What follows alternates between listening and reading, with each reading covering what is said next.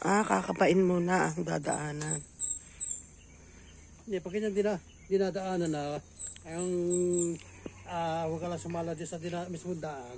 Hindi ka matatala ng luba kasi nakakuha na yan eh. Nakapagtabas na agad sa dadaanan eh. Ito, laking puno yan. Tinumba namin yan, oh. Itak lang ang gamit namin. Wala pa kami. Hindi pa kami nag-itak. Ayan po. Ay, mayroon palang ilog. Oo, Ilat lang. Ilat lang. Oo, ilot. Ilat nga, ilat. Pag ganitong kahoy, sariwa, maluwang putulin yan. Ang mahirap niya yung mga mistis ng tuyo. Tumatalbog ang kulok.